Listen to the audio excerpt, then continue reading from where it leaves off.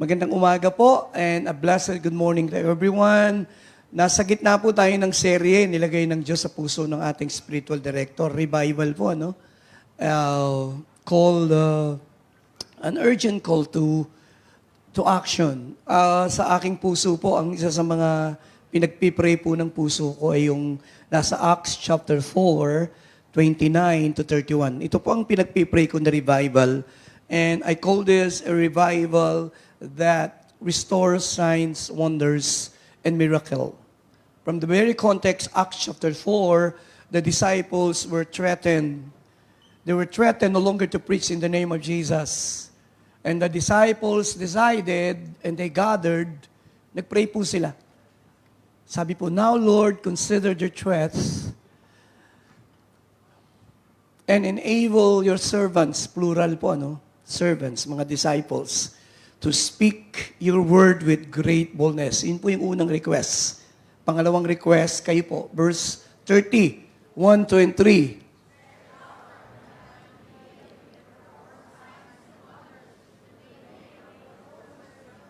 So yun po yung request nila.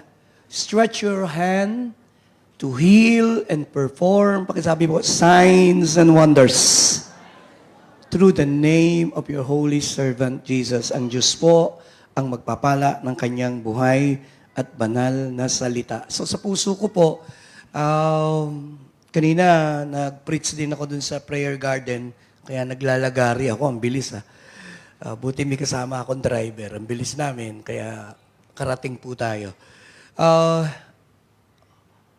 Mga a month ago, I was praying, and team ko po is about revival of healing. So last Sunday, wala po ako because Brother Eddie asked me to preach there. At may nakahanda po akong sermon about healing ng revival o healing revival. And the Lord spoke to my heart, you're not going to preach that in Green Hills. You preach that in Prayer Garden. Tingin po kay Pastor Joey, why? Ang Prayer Garden po kasi yan ang seat ng signs and wonders and miracles. Kung may isang lugar na unang gusto ng Diyos na iparanas at ibalik ang mga himala, yung pong church natin doon. Pakipalapakan po natin ang Panginoon. Natutuwa ako nung Miyerkules during the prayer revival, may nagpa-pray po na hindi nakakakita yung kanyang kanang mata. Punit daw po yung kanyang retina. Ordinary, nag-uusap kami. Sabi ko, ganun po. Ano po ang gusto niyong gawin? Pag-pray niyo po ako. Sabi ko, naniniwala ba kayo? Kayang gawin ng Diyos yan? Sabi niya, opo. So, sabi ko, sige, pumikit po kayo. I just touch the eye, the right eye. And then, sabi ko, in Jesus' name, according to her faith. And true enough, tinakpan po niya yung nakakakita. Sabi ko, ito hindi nakakakita, di po. Then, I show her yung aking 5 daliri. Sabi ko, ano to? Sabi niya, 5 daliri po ang nakakita ko, Pastor. Alam kong healed na po itong aking... Minsan nakakamangha, ano po, kasi sa kaliitan natin, hindi naman tayo napakamatuwid para gamitin tayo ng Diyos sa mga himala. Kamangha-mangha po yun. Isang kagaya ko na dating drug addict lang, na naglalakad ng hubot-tubad sa kalsada, na walang pwedeng ipagmalaki, kundi mayamang biyaya ng Diyos. Siguro, yun ang kagalakan ng Diyos. Gusto ng Diyos na gamitin yung walang taong maaring maipagmalaki, kundi ang Diyos. Ngayong araw na ito po, for His glory, papalakpakan lang natin ang Panginoon for that miracle. The next 10 seconds. Thank you, Lord. Thank you, Lord. Thank you, Lord. Pagka matagal na po kayong pastor, marami na po akong himalang nakita. Again and again, maging sa church natin sa Green Hills. Many years ago, ay naalala ko yung mag-asawa na lumapit sa akin. Tayo nga kayo, Ariel, sandali. Tayo lang kayo. Ayan, tayo kayo. Pati yung... Itong bata pa sila noon nung lumapit dito, maliit pa rin yung anak niya, no? Sabi ng mga doktor, the child will be a special child.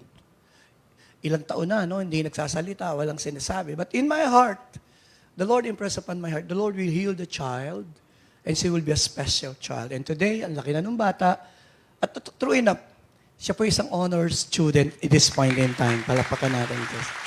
I love you, darling. You may be seated. Minsan masarap lang balikan. Alam niyo po kasi pag nagkikwento ka ng himala, dapat may ebidensya. Kasi sometimes we need to see how God perform miracles. para malaman nila ang Diyos natin, Diyos na gumagawa ng himala. Today, sasagutin ko po yung tanong, bakit siya gumagawa ng himala? Ayan. So, my short message for today, unveiling the biblical reasons for His miracles. Tatanggalin natin yung tabing, tatanggalin natin yung lambong, yung takip.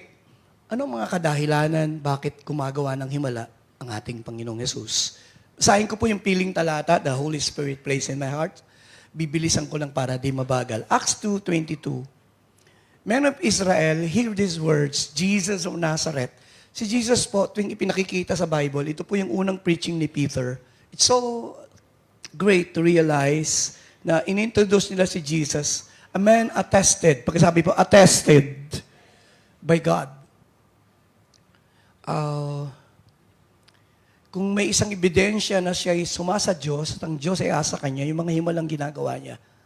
Miracles and wonders which God did through Him. So yun ang preaching ni Peter. Then, another preaching of Peter was in Acts 10:38. This time, after many years, he was given the chance to preach at the house of ng isang centurion po. Nag-preach siya doon at topic niya uli, how God anointed Jesus of Nazareth with the Holy Ghost and with power, who went about doing good, healing those oppressed by the devil, for God was with Him. So makikita po natin, mas kilala si Jesus sa kanyang mga miracles na ginawa. So today, unveiling the biblical reasons for His miracles. Magsimula po ako sa observation. Lagi ko sinasabi, importante ang observation, interpretation, and application. Most of the time, madali lang pong magturo. But importante na maintindihan natin yung surroundings, yung kwento behind the stories. So yung pong Signs and Wonders, isa po sa mga course, isa sa mga subject po na tinuturo ko po yan sa ating Bible School. Kumuha lang po ako ng ilang puntos na pwede nating pagsaluhan kasi 45 minutes lang naman tayo mag-aaral. Normally 3 months mong aaralin. Kasi po magagaling kayo, kaya 45 minutes lang nating aaralin ng konti. Ilang sisipat lang tayo, susulyap tayo ng ilang katotohanan pagdating sa mga himala ng Panginoong Yesus. The Bible is filled with miraculous acts of God. Ang Bible po ay miracle book. Pagsabi sa katabi, a miracle book. Hindi po pwedeng babasahin mong Bible at hindi mo makikita ang Diyos ng Biblia at Diyos na gumagawa ng himala. Unang verse, para patunayang the Bible is a miracle book. In the beginning, God created the heavens and the earth. That is the first verse. Can we show? Asan po yung miracle? May engineer po ba dito? Taas ang kamay? Meron po bang architect? Ayun, ilan tayo. Pag nagtayo ka ng bahay, pinakagaling kang architect at engineer, paano ka magtatayo kung wala kang materyales? Kwento lang yun. Nang lalangin ng Diyos ang mundo, walang materyales.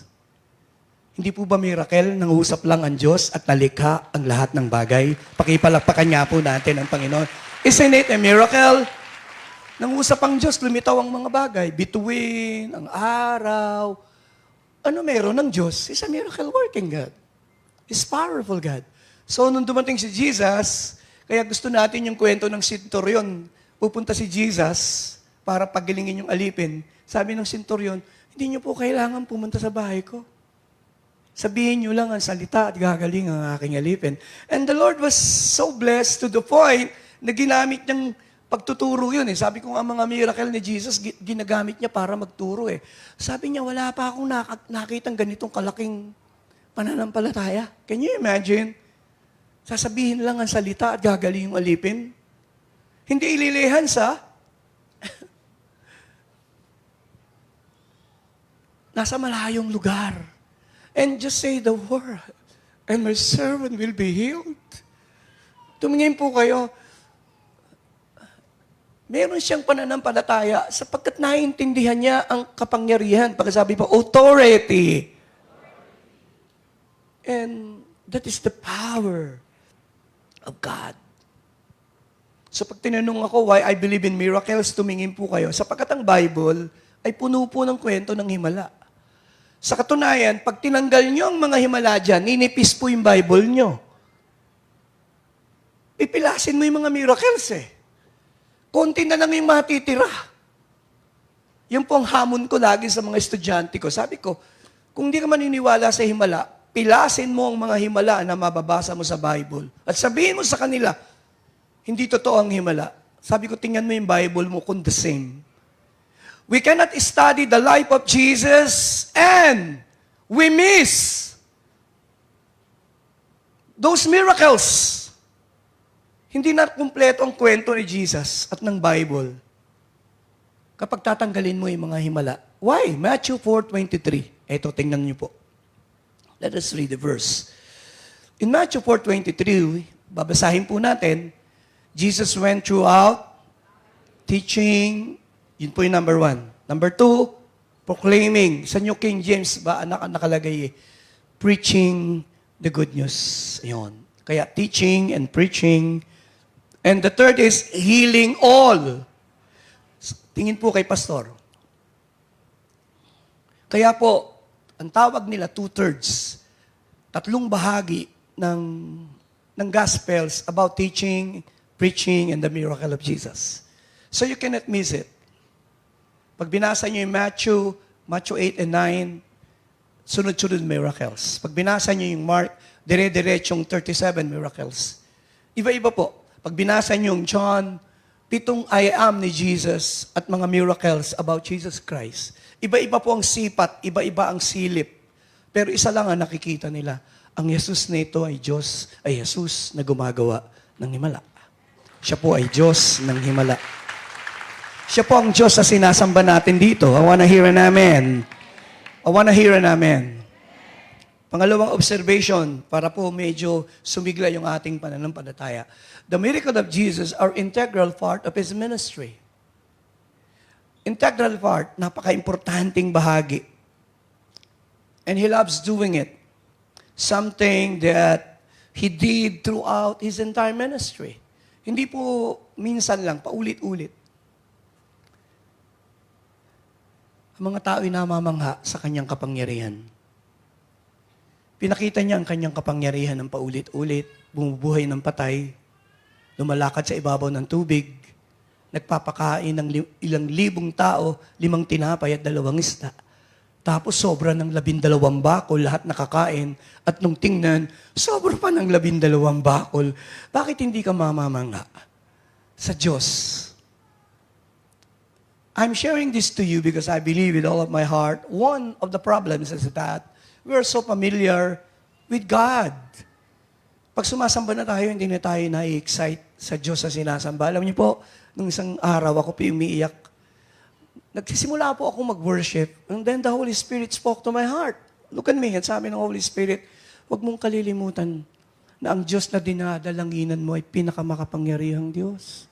And nagsimula po akong lumuha. Sabi ko, Lord, sorry. Minsan pag pamilyar na tayo sa pananalangin, nakakalimutan natin yung dinadalanginan mong Diyos Diyos na may gawa ng langit at lupa. Ewan ko po kung napapakinggan niyo si Brother Eddie. Hindi po siya yung Jesus, hindi po siya ganun. Yung iba, Jesus, there's nothing wrong with that. But si Brother Eddie ganito, Diyos na may gawa ng langit at lupa. Diyos ni Abraham. Diyos noon, ngayon. The way He addressed God in prayer is amazing. Even Jesus, when He prayed to the Father, He always addressed the Father, Father, Holy Father, Righteous Father. Gaano niyo po kakilala ang Diyos? How you address God in prayer. It says a lot about who you knew Him. Gaano mo siya kakilala? And the Lord spoke to my heart that day. Sabi ko, Lord, oo nga, masyado na kaming pamilyar pag nananalangin. Nakalimutan namin ang nilalapitan naming Diyos ay Diyos ng mga Diyos. Hari ng mga hari. Napakamakapangyarihang Diyos na walang mahirap na gawin sa Kanya. Sometimes, we forgot those simple things. Kaya sabi niya, call unto me, and I will answer thee, and I show you great and mighty things which you do not know. Kaya dahil siya makapangyarihang Diyos, hindi po siya natatakot sa malalaki nating request. May kausap po ba ako ngayong umaga? Hindi siya natatakot na pumunta ka rito, sasabihin mo, ito yung pinakamabigat na problema. I don't think so. Ito yung pinaka-imposibleng sitwasyon. I don't think so. The God we worship, the God of the Bible, is all-powerful, awesome, great God. The good news about this thing is this. Look at me.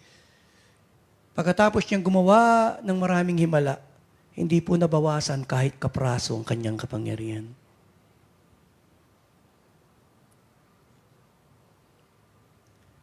Hindi po nabawasan ang kanyang kapangyarihan. He remained the same God. So when people ask me why I believe in miracles, because I believe the God of the Bible is unchanging God. Malachi 3:6, and I am the Lord your God, and I change not. Let me move on. Those miracles impart theological and important lessons. Nang isang araw po maghapon binabasa ko yung Matthew 8 and 9. Medyo binubulay ko. Babasahin ko yung miracle, titigil ako ng konti. And I ask myself, ano po ang mensahe mo sa miracle na ito? Because sometimes we are so familiar with those miracles. Parang mga istorya na lang sila. Ako po'y naniniwala, personal ko po itong paniwala, tumingin po kayo. Ang bawat himala ng Panginoon ay may mga mensaheng walang kamatayan. Those miracles were written in the Bible to speak to us, to teach us about who God is and what God can do for us. Simulan na po natin yung pag-aaral. So allow me to just a brief look back ngayong umaga. A brief look back. Hindi naman po mga bago yung babanggitin ni Pastor. Mga ilang bagay na importante lang mabalikan natin. Number one, let's try to review the miracles. 5 bagay po. They were truly historical. Pagkasabi po, historical. Sa kanto, hindi po yung kwentong kutsero. Hindi po ito, pag binasa niyo yung Bible, hindi inimbentong mga kwento. Kaya doon po sa Hebrews 11, verse 29, nakalagay yung word na by faith. Pagkasabi sa katabi mo, by faith. Yung miracle po, yung tinuyo ng Diyos yung dagat na pula, by faith. They passed through the Red Sea as a dry land. By faith. So ang kwento, nahati ang dagat na pula, pakisabi uli sa katabi, by faith. Special event yan. Yung susunod na verse, sa verse 30, dalawa lang kasi ang na-record sa Hebrews 11 sa ating, alam ko namang alam nyo na, pero dapat alam natin. Dalawa lang yung binanggit na miracle. Yung paghati ng dagat na pula, saka yung nag-collapse yung walls of Jerusalem, o walls of Jericho, I'm sorry. By faith, the walls of Jericho fell. Anong ibig sabihin? Hindi nagbabago po. Hanggang ngayon, kung gusto mo ng himala, by faith, pagkasabi po sa katabi mo, by faith, miracles come. It's still by faith. The other day, may pinag-pray po ako Pag minsan, matatouch ka ng need ng tao. Bago yung sasakyan akala ko yun lang ang pagpipray. Sabi ko, the Lord impress upon my, tanungin mo sila, may gusto pa silang ipag-pray, nahihiya. Sabi ko, meron pa ba kayong prayer request? Sabi niya, tumulo na yung luha ng babae. Sabi niya, Pastor, matagal na kami nagpipray ng anak. Can you pray? Sabi ko, yes, my joy. It's my joy to join you. But you need to believe. Sabi ko, it's useless that I pray and you don't believe. Ako po ay natuto, hindi po ako nagpipray sa mga taong they don't have faith. I don't try to use my faith para sa kanila. I don't do that. It's useless. It's useless to lay your hands on the people that don't believe. Why? Why I need to pray? When you don't believe, even Jesus, tinanong niya yung bulag, dalawa, do you believe that I can do this? We need to believe sa sarili natin that God can do it. Kaya ang faith po is personal. Baka sabi po, personal. May faith po si pastor. I will pray for you. But you need to have faith on your own and develop that faith. Strengthen that faith. Pagyamanin mo yung faith. Historical po yan. So, pag binasa niyo yung Matthew, Mark, Luke, and John, and we call it the Gospels, ang mga nakarecord po doon ay mga miracle na may mga ebidensya at nakita ng mga tao. Punta po tayo sa pangalawa para mabilis lang si Pastor. They were useful. Pagkasabi po, useful. Karamihan ng pinagaling ni Jesus, talagang may need. Pag gagawa siya ng miracle, talagang need ng tao. Lumapit kay Jesus, Mark chapter 2, 1 to 11.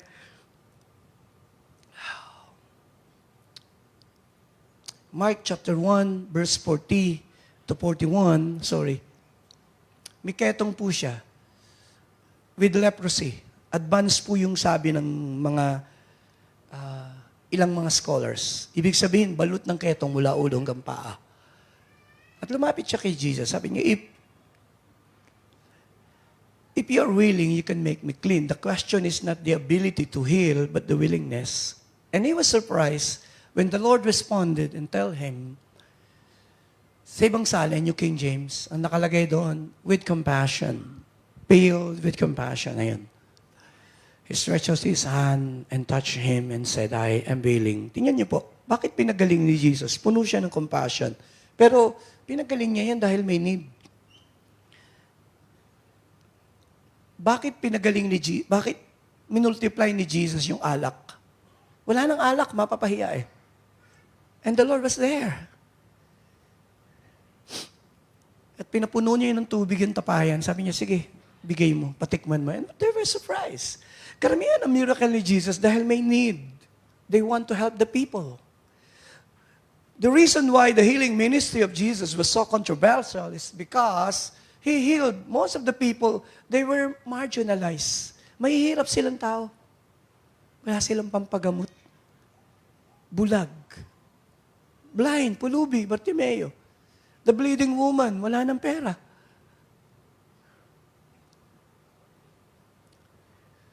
They were socially discriminated. At mapapansin nyo, kaya sinasabi niya si Jesus ang mga kasagupa at kasama. Mga rejected ng society. And He was there to heal them. Pangatlo po, bilisan natin. Let's try to review some of the miracles. They were accomplished openly. As far as I can remember, maraming miracle ni Jesus at sadyang minsan kagaya sa Mark chapter 5, walang faith ang tao, pinalabas yung mga tao. Ang natira lang nanay, tatay, James, Peter, and John. But may mga miracle siya na talagang openly, kagaya nung patay si Lazaro, di po ba? 4 na araw na eh. Sabi niya, puntahan natin sa libingan. Pagdating sa libingan, pinabubuksan ni Jesus. John 11, verse 39, sabi ni Martha, Lord, mabaho na po, 4 na araw na eh. And Jesus said, verse 40, did not I say to you that if you would believe, pakisabi po, if you would believe, you would see the glory of God. At sumigaw siya, Lazarus! Alam niyo na kung bakit ako sumisigaw, ano po?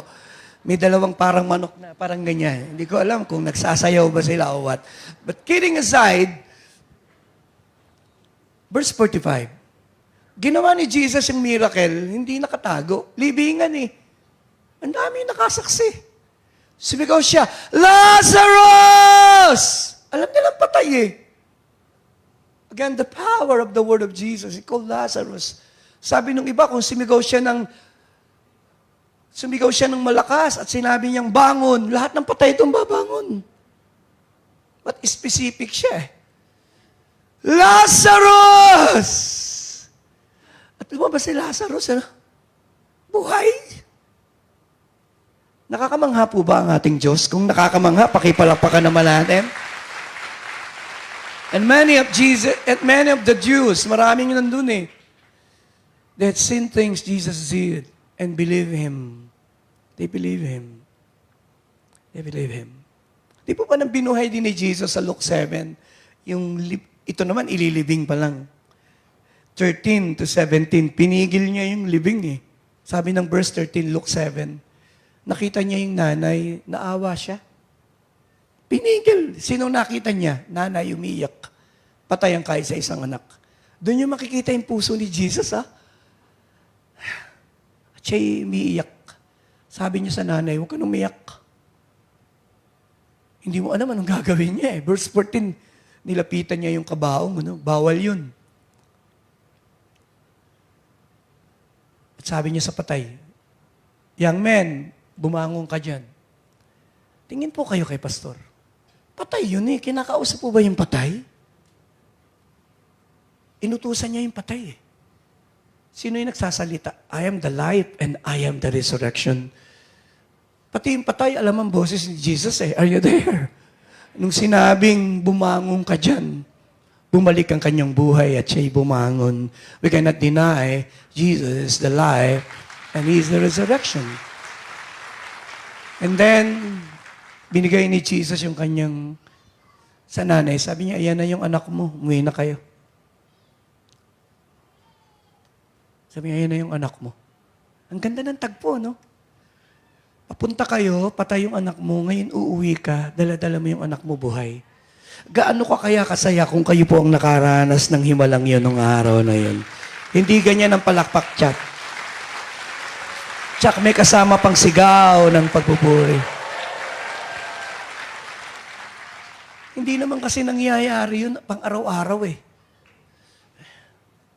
Pati yung mga tao na mga, hindi, praise God. Wow. Tuloy na natin, baka tumagal yung kwento ko eh. Kasi tinuturo ko po ito, course po ito eh. Baka ganahan ako mamaya, makalimutan kong hanggang 11:30 lang ako rin eh. Number 4, they were done in response to the cries and faith of His people. Hindi natin ma-deny. Karamihan ng pinagaling ni Jesus, nakita ko sa Bible, talagang pinagaling sila kasi sumisigaw sila kay Jesus. Di po ba yung nanay sa Matthew chapter 15, ni-impress ng Lord na basahin ko yung verses eh. Familiar kasi tayo. Just to break the familiarity, this is the Canaanite woman. And in verse 24, a Canaanite woman from the vicinity came crying out, Lord, Son of David, have mercy on me. Tingin po kay Pastor. Can we show the verse? Matthew 15:22. Canaanite woman. Hindi Hudyo Hindi Hudyo. Canaanite. Demon possessed. Ano kaya yung feeling ng isang nanay na inaalihan ng demonyo yung anak mo? And she was crying to Jesus. Gaano kalakas ang sigaw niya? Nako, ito, tingnan natin para maintindihan natin. Sa kasisigaw niya, verse 23, Jesus did not answer a word. Wow. Hindi siya sumasagot First time. Hindi siya sumasagot. Pero alam natin, tinitas siya. Ang mga disciples, masyado na silang naanoy. Nainis na sila. Siguro ang ingay-ingay nga. Send her away, for she keeps crying after us. Pero ang ganda ng sagot ni Jesus, kaya sinabi ko, Canaanite I was sent only to the lost sheep of Israel. Tingin po kay Pastor. Dapat nadurog na yung puso niya eh. Ikaw Canaanites, ako Hudyo. Naparito ako para sa mga Hudyo. Nakikinig po ba kayo? Are you there? Humihingi ka ng himala sa akin, you are a Canaanite. Tingin po, ang mga Canaanite walang bahagi sa covenant sa Diyos. Wala siya sa posisyon para tumanggap ng himala. Nakikinig po ba tayo? Are you there? Pero makikita mo yung faith niya. Siguro desperado siya, yung anak niya ang nakataya eh. Ikaw man ang anak mo. Gagawin mo lahat.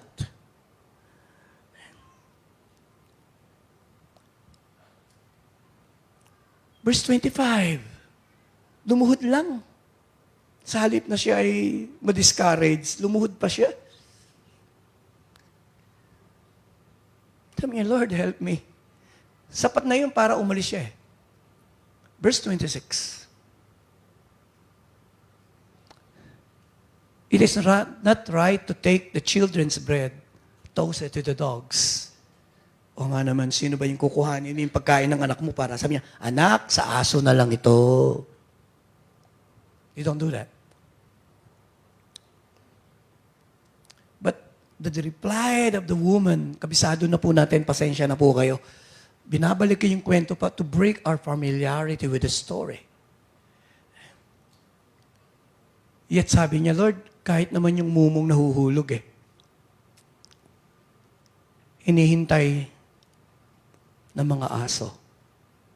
Nung sabihin niya yung kay Jesus, napahanga niya si Jesus. Woman, you have great faith. Tingin po kay Pastor. Yung proseso ng kwento, just to test her faith. Woman, you have great faith. Tingnan nyo nga po yung katabi mo. Pakita nyo nga. Do you have great faith? Sabi niya, great antok meron ako, Pastor. But faith, I cannot answer that today. Do you have great faith? Tinawag niyang great. The faith of, sana kung Hudyo yan, okay lang Syrophoenician woman ho yan. Kagaya nung centurion.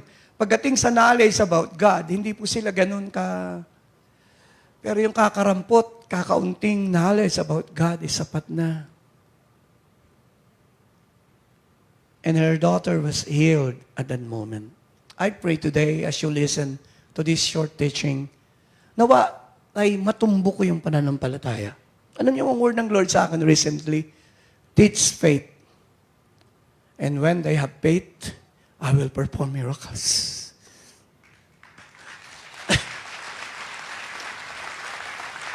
For the last 3 Sundays, I'm just teaching healing.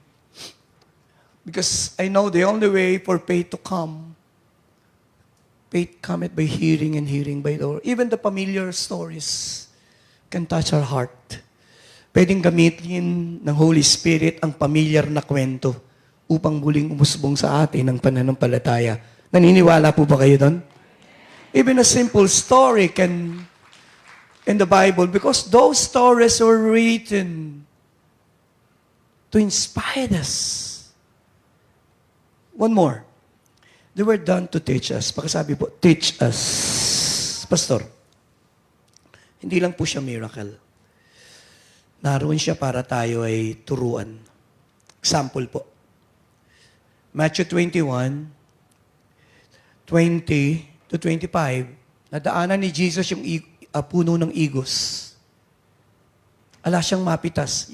Napunta naman kayo ng Israel, ang sarap-sarap nun, di ba? Parang peanut din lang Ang sarap kainin O, ingatan mo lang yung tuhod mo, malamang ikaw hindi makalakad, magka-arthritis ka. Ang sarap-sarap So pumipitas sila, walang bunga. Kinurse ni Jesus. The following day, pagbalik nila, nakita ni Peter, how did the fig tree wither away so soon? At sinabi nila, Master, next verse, Rabbi, yung kinurse mong puno, tuyo na. Eto po, tingnan nyo. Ginamit ni Jesus yung miracle para turuan sila ng faith. Are you listening? Are you listening? Sabi niya, if you have faith and do not doubt. You see? Kaya hindi lang basta miracle Tapos dinagdag pa niya sa verse 24. Ang sabi ng Panginoon, when you pray, if you ask anything, I tell you, believe. Minsan ang miracle para magturo. Walang tinapay, John chapter 6. Bibilisan ko po, John 6, walang tinapay, ang daming tao. 5 to 6, tinest niya si Philip. Si Philip ay taga Bethesda. Sabi niya, Philip, saan tayo kukuha ng tinapay para pakainin? Sabi ni Philip, where shall we buy bread? In verse 6, may explanation ng Bible. But this is said to test him. Pagkasabi po, test him. Minsan tinitest talaga ng Diyos yung faith natin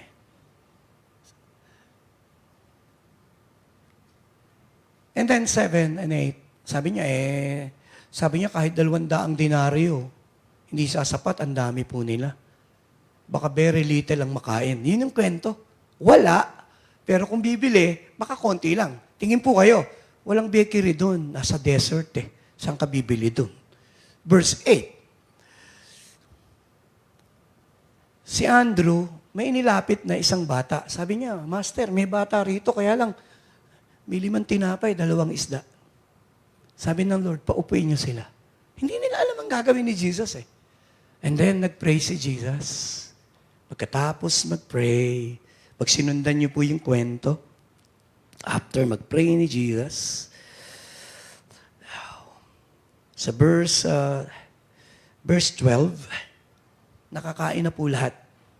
Can we show? Basahin po natin yung verse 12. Tandaan nyo, kanina, maraming kakain, kokonti yung tinapay. Are you there? Ikausap po si Pastor Joey. This time, i-distribute yung tinapay. Hindi natin alam paano dumami. Now, the description of the Bible, they were filled. Lahat sila ay busog. Hindi ko na po patatanong kung busog yung katabi mo. And then the Lord said, gather up the fragments of the remains so nothing will be lost. Kanina, wala, kakaunti. 13. Amazing. Ilan po ang sumobra? Ilan po? 12 bakol. Talagang kayang paramihin ng Panginoon pag ilalagay natin sa kanyang mga kamay. You see, I believe, hindi lamang yung binusog yung mga tao. Sabi nga nung isang awit, little is enough when Jesus is there. Naranasan nyo na po ba na nag-aalala kayo, pero nagulat kayo kaya palang isupply ng Diyos at kayang paramihin yung inyong kakaunti? Do you experience that? Somebody say amen. Di po ba? Pag binabalikan ko kung paano ko napag-aral at napagtapos yung mga anak ko, hindi ko alam paano. Ang baon nila sa araw-araw, sa maliit na love gift ng pastor. It's hard to believe. But God provided through the years. Kaya kanina, oh, my life, you have been faithful. Hindi po yun awit sa akin. Totoo po yun. Oh, my life, you have been so. Minsan masarap lang kumanta eh. Pero mas masarap awitin yung totoo sa ating mga buhay. I wanna hear namin. Can I ask Abid to sit? If every breath that I am able, and I will sing. Magtatapos na naman po yung taon, ano?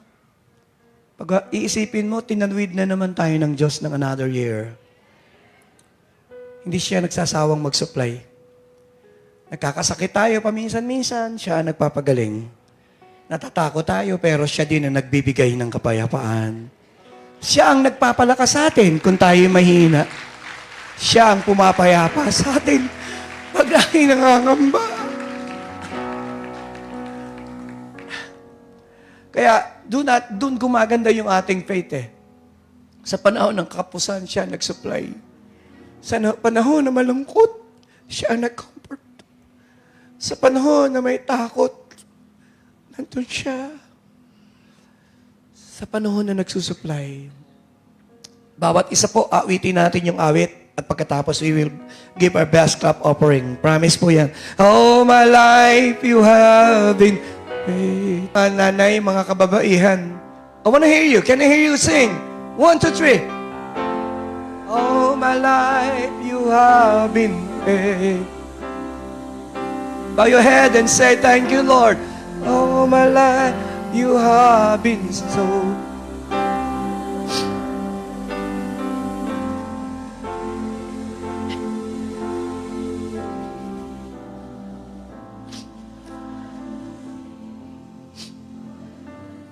Tingin po kayo kay Pastor.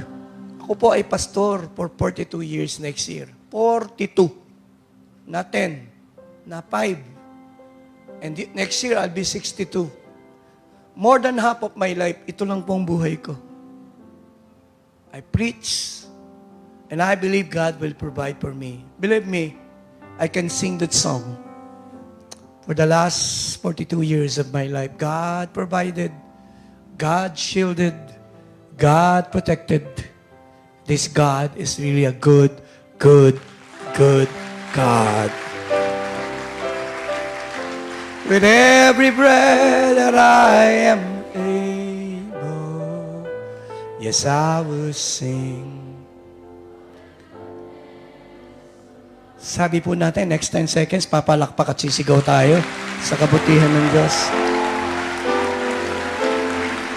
Come on, come on! More passion! So good. I want to hear you there in every breath. How about you there in the second floor? Oh, I will sing of the goodness of God. I will sing. I will sing. Hands are lifted and tell Him, I will sing of the goodness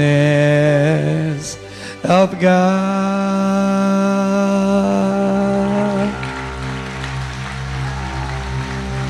Simulan na po natin ang pag-aaral. Na-excite na kayo, pwede na tayo magsimula. Unveiling the biblical reasons. Number 1 reason, miracle promote faith. Pagkasabi po, promote faith. Bakit siya gagawa ng himala? Para magkaroon ka ng faith. Hinati ng Diyos ang dagat na pula. And the first reaction of the people, it was recorded in Exodus 14:31. Israel saw the great power. Ganda po, ng adjective, great power against the Egyptians. So the people feared the Lord. Natakot sila sa kapangyarihan ng Diyos Nahati yung dagat na pula. Kung presente tayo doon, siguro ganun din, takot na takot tayo. Matutuhan natin matakot sa Diyos kasi makapangyarihan siya. And they believe in the Lord. That is what the Bible teaches. Mula nung araw na yun, nanalig sila sa Diyos. Anong dahilan? Bakit siya gagawa ng himala? To promote your faith. So next time naharap ka ng problema, alalahanin mo yung ginawa ng Diyos. You have more faith and greater faith to walk and pray. Somebody say amen. Sa Cana, Galilee, first time recorded, the first miracle of Jesus, tinatawag na signs, walang alak. And then the Lord, hindi ko alam paano niya ginawa yun. Turning water into wine. May tinatawag po kasi na law of fermentation. Alam niya ng mga chemists umaasa ang ibig sabihin nun. Hindi po, nagbibiro lang ako. Yung mga joke ko kasi mahirap intindihin yan But the kidding aside, buwan po ang bibilangin para yung isang pinitas na ubas ay maging alak. Pero sa isang kumpas at naging alak, tubig. That's something amazing. Kaya sabi nila, sabi niya, saan mo kinuha yung alak na yan? They don't know. Nakakaalam lang yung naglagay ng tubig. Sabi niya, kanina lang tubig ito Paano ito naging alak?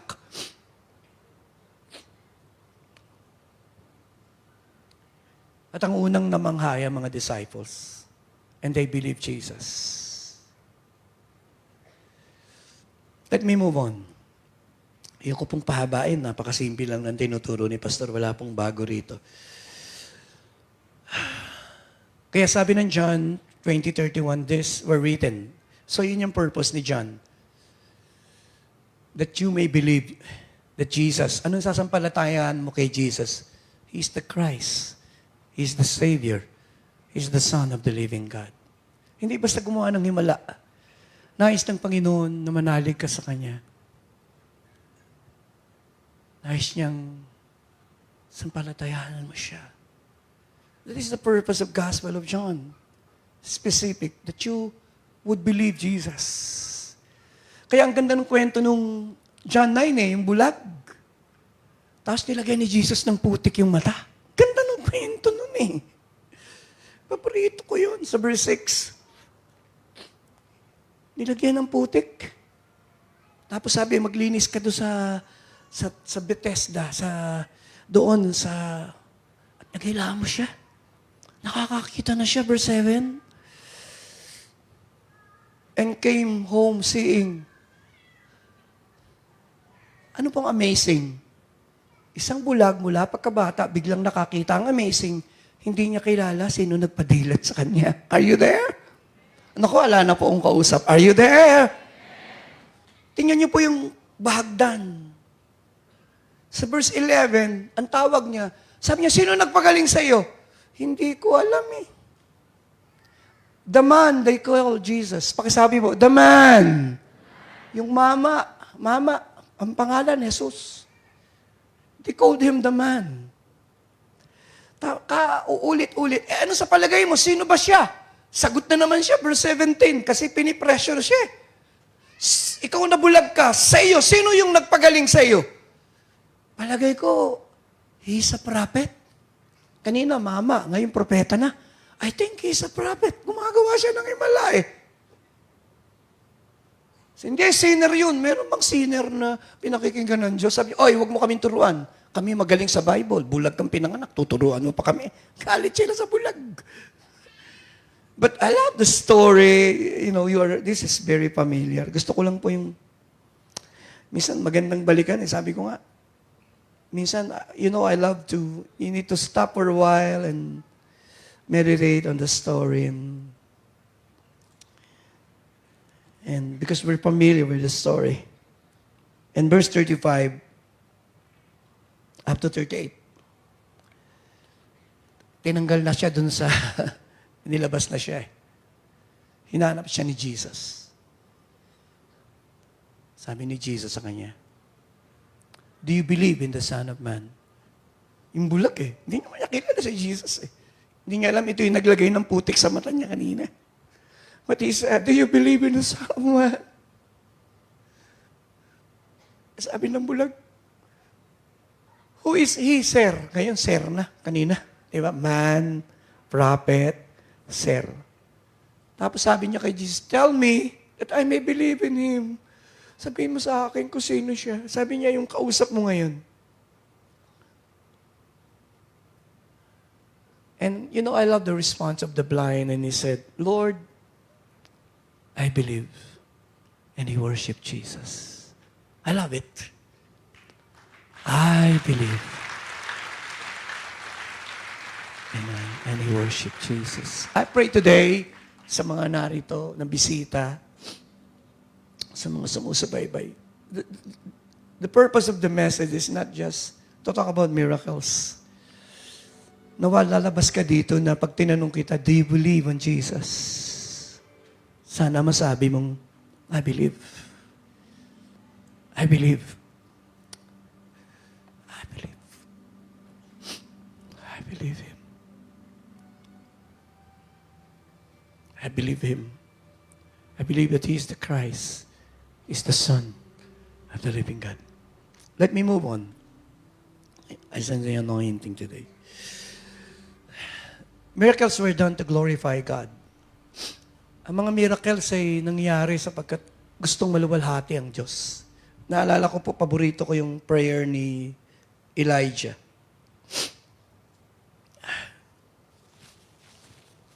Walang apoy eh. That in verse 30, 1 Kings 18:30, they arranged the altar before he prayed. And then he started to pray. In verse 36, and the prophet stepped forward and prayed. Tingnan niyo po yung prayer niya. Lord God of Abraham. Kasi covenant God eh. Isaac and Israel. Let it be known today that you are God. Pagkasabi po, you are God. You are God. Ang layunin niya ay makilala ng lahat. Yun po talaga sa pagpipray. John 14:13-14, can you show? Sa pananalangin natin, sabi ni Jesus, whatever you ask in my name, I will do, that the Father might be glorified in the Son. Bakit sasagutan Diyos sa panalangin? You use His name, and God knows, Jesus knows, ng inyong panalangin, ang sagot sa panalangin, He will be glorified. And that is the purity of motive. Wala nang pinaka-pure na motibo kundi ang maluwalhati ang Diyos.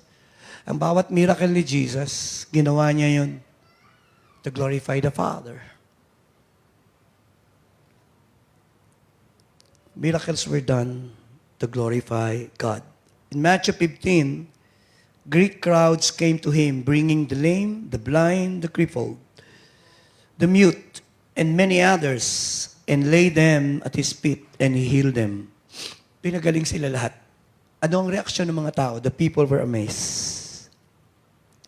When they saw the mute speaking, the crippled made well, the lame walking, and the blind seeing. And they praise the God of Israel. Paano nga po bang purihin ng Diyos pag nakakita ng mga himala at naranasan ng kapangyarihan ng Diyos? Tingnan ko nga po.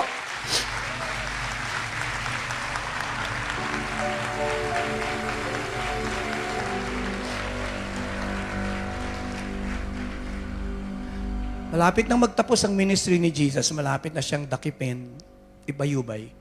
Pumunta siya sa temple. Pumunta siya sa Jerusalem, ang haba ng prarada. Nakasakay siya sa isang donkey. Ang mga tao nandun naghihintay. And great crowds came to him, bringing the lame and the crippled po. Next slide, anak. Next slide. Luke 19:37. Next slide na yun. When they came near the place where the road, lahat po ng mga tao, naglatag ng kanilang mga damit, whatsoever, and joyfully they praise God. Gawin nga po natin. Joyfully, praise nga po pala. Walhatiin nga po natin ang Panginoon. Paano po ba? Pwede pong sumigaw. Kasi nakalagay in a loud voice. In a loud voice. Come on, in a loud voice. Why? Why? For all the miracles they had seen. They praise Him.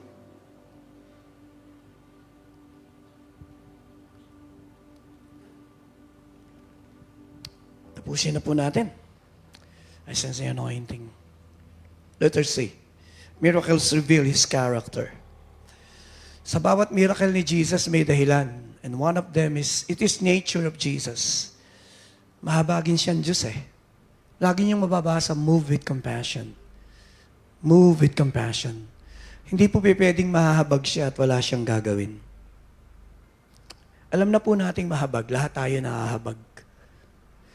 Naalala niyo yung kinikwento ko sa inyong ilang taon na, Irene, isang naki-attend dito na seaman po siya, infected with AIDS. Ang gwapo-gwapo. Gwapo lang ako ng konti sa bata. And then, umiyak siya. Hindi po siya makapasok doon sa kwarto sa likod. Nagsishake po siya. Sabi ko, why, young man? Come inside. Umiyak siya. Sabi niya, Pastor, pray for me. Sabi ko, yes, I will. Why? Pastor, I'm infected with AIDS. And lakas ng iyak niya. Lumuhod siya. At nung tinitingnan ko siya, I started to feel, compassion. Sabi ko, do you believe that the Lord can heal you? Kasi alam niyo, AIDS po yan. Paano gagaling yan? Hindi naman kumagaling yan. Wala kang kagalingan yan. Alam ko po yun. May nag-question niya sa akin, anong pruweba mo na gumaling? Sabi ko, siya ang nagsabi. Inihulog niya sa prayer request, nagpapasalamat siya. Nagpa-test uli siya that he was healed miraculously by God. The intercessors can prove. I don't invent miracles. I will not do that. I will not lie to the Holy Spirit. Baka patayin pa niya ako habang nakatayo ako rito. I'm sharing that. What led God to do that? Because sabi ni Brother Eddie sa amin, huwag yung makapag-pray lang kayo. Masarap pong nararamdaman mo yung kabigatan ng tao. When you feel it, when you touch them. May nagpa-pray nga pinuntahan ko naikwento ko na sa inyo, di ba? Pinuntahan ko sa ICU, ayaw magpapasok Kung ano-ano yung suot namin. Nung andun pinuhubad niya yung gloves ko. Nagpaalam ako doon sa nurse. Sabi ko, can I do it? Request niya Sabi niya, touch me, Pastor. Touch me. Touch me, Pastor. And I touched her. Nung i-touch ko po yung kanyang, siguro naramdaman niya yung touch ng kamay ko. She started to cry. She started to cry. There's power when we touch. And that's why Jesus touched the leper. For many years, walang humihi po sa kanya, and Jesus touched. Jesus touched me. Jesus touched me. It's compassion. Nakita ko po yung Bible. Nahabag ang Panginoon, puno siya ng ketong for many years. Matagal na siyang nahihirapan. Puno siya ng lungkot. Pinadami niyang tinapay, naawa siya sa mga nagugutom. Pinalaya niya yung lalaking inaalihan ng demonyo. Nakita niya maraming taon na siyang may bondage. Nakagapos. One time, nakasakay, dala ko po yung sasakyan, madaling araw na yata, 2:00. Galing ako ng Manila. Live pa noon dati yung word worship. Aalis ako ng Hagunoy, 3:00 ng tanghali. Ang show, 7:00. Dadating ako ng Hagunoy, 2:00, 1:00 ng umaga. Ganun po yung sakripisyo mo para lang makapag-pray sa mga tao. Ganun talaga eh. And then, habang pauwi na po ako, nag-drive ako mag-isa, akong driver eh. Nakita ko po yung isang member ng church, nakaangkas yung kapatid sa tricycle sa kanya. At yung asawa niya, nakita ko hando sa sinusundan ko. Nagda-dialysis. Weekly. And my heart was broken. And sabi ko, Lord, ang hirap ng dinadaanan nila, Lord. When you are sick for many years, it's hard. It affects your mind, your pocket, your emotion. It affects everything. But the good thing is, may isang Diyos tayong mahabagin. He's a merciful God. That's all I know. I'm almost done. Miracles happen in response to the faith of the people and their cries. They cry. Jesus, Son of David, sabi ng blind Bartimaeus, have mercy. Tumigil si Jesus. Doon ko kinuha yung awit na Hear My Humble Cry. Hear my humble cry, Lord. Hear my humble cry, Lord. Do not pass me by. Do not pass me by. Do not pass me by, oh Lord. I pray.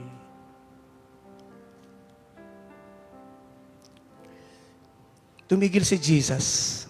Sabi niya, anong gusto mo? Gusto ko pong makakita. Bakit siya pinagaling ni Jesus? He simply cried for healing. Kanina, I talk about the Syrophoenician woman. She cried. Next slide. At sumisigaw din siya. Son of David, have mercy. Tumigil si Jesus. Pinagaling din yung babae. Sa Luke, chapter 17, yung 10 ketongin, Jesus, Master, Lord, have mercy on us. Tumigil din si Jesus. At sabi, sige, magpakita kayo. Sa priest, kayo'y magaling na. Ang sad part ng kwento, isa lang ang bumalik para magpasalamat. Letter E, before we close in 5 minutes. Miracles open doors for evangelism. Bakit marami pong tao ay na-attract kay Jesus? Because they saw the signs He performed. In Acts chapter 8, it was recorded na si Philip ay nag-preach. And the multitude, with one accord, heeded things spoken by Philip, hearing and seeing the miracles which he had did. Hindi naman basta makikinig ang tao pag walang makikitang miracle eh. In Acts chapter 9, si Aeneas, si Aeneas, pinag-pray ni Peter, ni Paul, and then, nung ipag-pray po siya, and the people, that is, pakita natin, mali yung verse eh. Acts 9, 32 and 34. As Peter traveled about the country, to visit the people who live in Lydia, and he found a man, Aeneas, who was paralyzed and had been bedridden for 8 years. At ang sabi niya, Jesus heals you. And he get up, roll up his mat, and immediately Aeneas got up. Alam niyo po ang result. Ang buong lugar, next verse.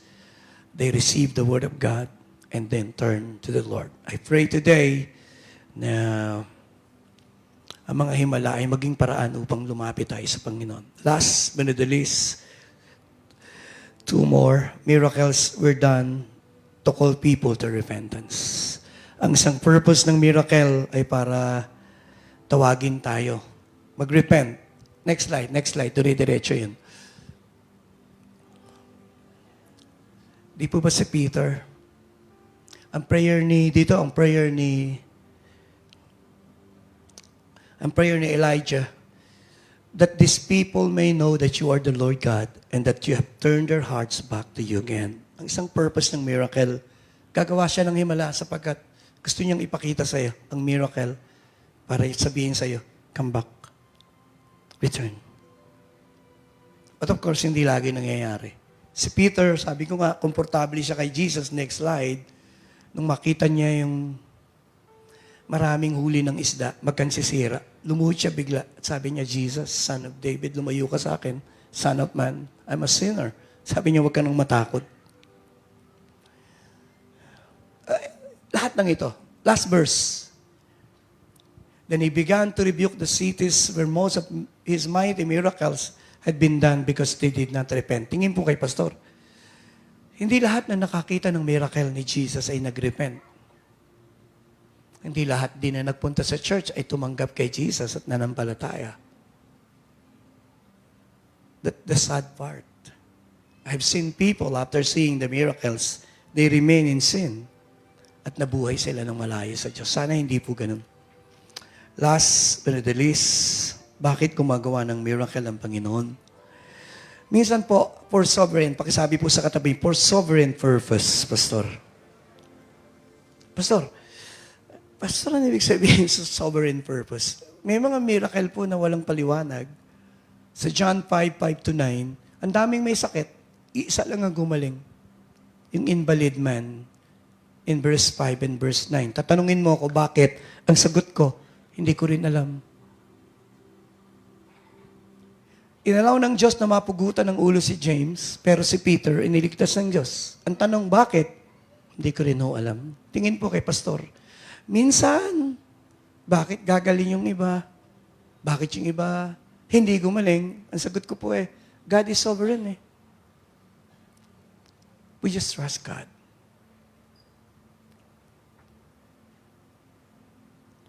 May huli akong pinag-pray nung panahon ng pandemya. May kapatid tayo rito, nagpunta dyan sa likod. Sabi niya, Pastor, mabubuhay na lang daw ako ng sandali. Ako ni nervous. Sabi ko, Kuya Dante, kumusta kayo? Andito ba si Kuya Dante ngayong umaga? Is he here? This morning. Yun siya. Tayo ka nga, Kuya. That is 3 years ago. Buhay ka pa rin. Malakas ka pa rin. Pakipalapakan nga natin ang Panginoon.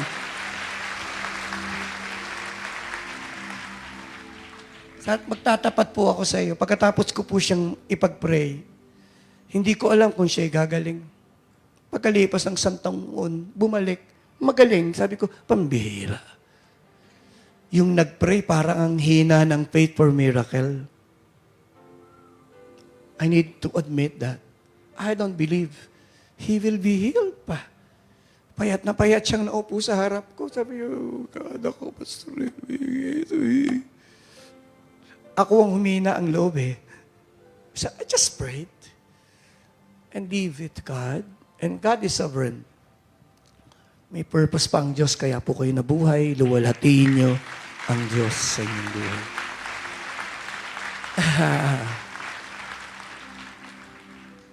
Tapos na po si Pastor. Responses to miracles. Anong magandang responses? Basic po ito. Number 1, praise and worship. Yung Samaritan di ba? Bumalik siya, sumisigaw, nagpupuri. I pray today, matutuhan natin ang best response sa miracles ay papurihan at sambahin ng Panginoon. The next 10 seconds, we just clap our hands and praise God. Magtatapos na po yung taon All the things you've done,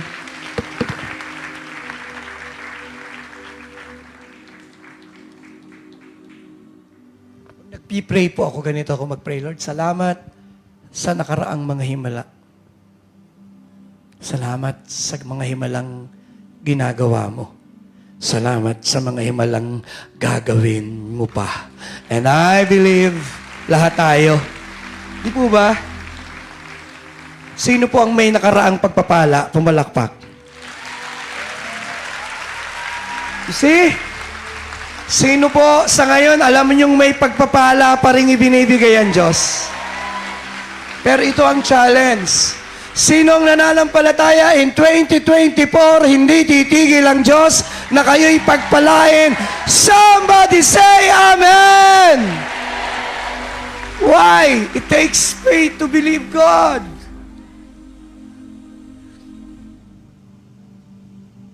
Number 2, the right response, you follow and serve Him. Binabasa ko po si Bartimeo.